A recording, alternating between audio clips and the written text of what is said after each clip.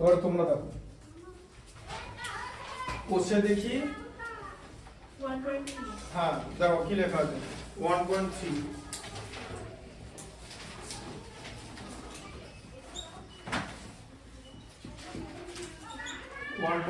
একদম অনেকটা ভালো করে পড়ো। দুটি ধনাত্মক অখণ্ড সংখ্যার অন্তর 3 এবং তাদের বর্গের সমষ্টি 117 সংখ্যা দুটি হিসাব করে নিন। 81 আর 36 হচ্ছে 117, 6 আর 9 आंसर। দেখো 81 আর 36 যদি যোগ করি 117 পাবো।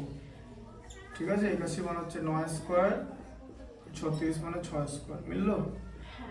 আবার যদি 9 মাইনাস 6 করি তাহলে আমরা পাবো হচ্ছে 3, মিললো তো? এবার এটা দেখাতে হবে, এটা তুমি লিখে দিতে পারো না তো?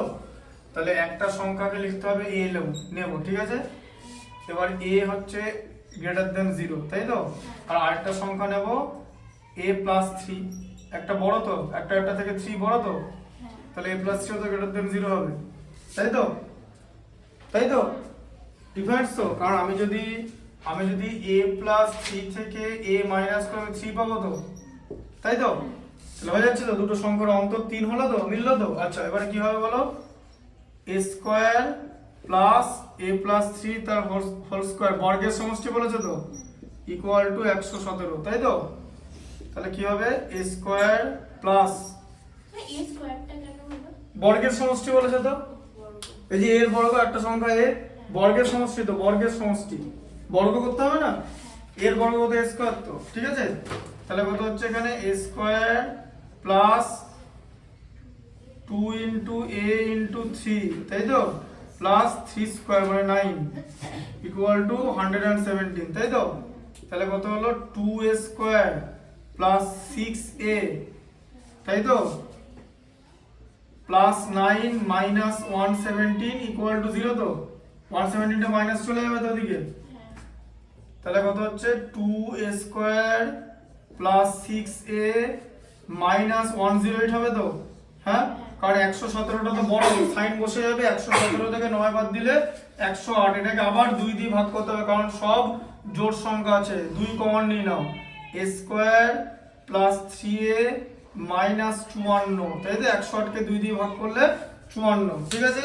তাহলে এখন a square plus 3a minus 54 হলো তো, 54 কে ভাঙো, 54 কে ভাঙলে কি পাবে? 6 আর 9 পাবে তো, এই যে 6 9 54 তো, ঠিক আছে? হ্যাঁ, তাহলে হচ্ছে a স্কয়ার প্লাস 2টা চলে গেল, 2টা ভাগ হয়ে 0 হয়ে গেছে, 0/2, 0/2 তে 0 এসেছে, ঠিক আছে? হ্যাঁ, তাহলে কত 9 মাইনাস 6 লিখবে, a মাইনাস 54 ইকুয়াল টু 0, ঠিক আছে? তাহলে এটা কি হলো a square plus 9a minus 6a minus 54 equal to 0, ঠিক আছে? আচ্ছা তাহলে এখান থেকে আমি কি কমন নেব? a কমন নেব, a কমন নিলে a প্লাস 9, আবার ওখান থেকে মাইনাস 6 কমন নেব, a প্লাস 9 ইকুয়াল টু 0, তাই তো? তাহলে এখানে কি দাঁড়াবে শেষ পর্যন্ত? a মাইনাস 6 আর a প্লাস 9 ইকুয়াল টু হচ্ছে 0। তাহলে এবারে a প্লাস 9 ইকুয়াল টু যদি 0 হয়, a ইকুয়াল টু হবে হচ্ছে মাইনাস 9 লেস দেন 0, এটা হতে পারে না, ধনাত্মক সংখ্যা বলা আছে, ঠিক আছে? ধনাত্মক সংখ্যা বলা আছে, বুঝতে পারলে? ঠিক আছে, ধনাত্মক অখণ্ড সংখ্যা বলে দিয়েছে।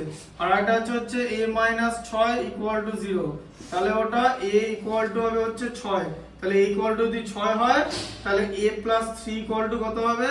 6 প্লাস 3 মানে হচ্ছে 9, একটা সংখ্যা 6 একটা সংখ্যা 9, ঠিক আছে?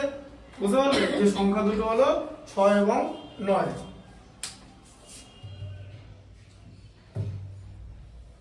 ঠিক আছে, 1 নম্বর বন্ধু বোঝানো হলো, পরের দিন করে দেবো বাকিগুলো, পরের দিন ওটা শেষ হয়ে যাবে।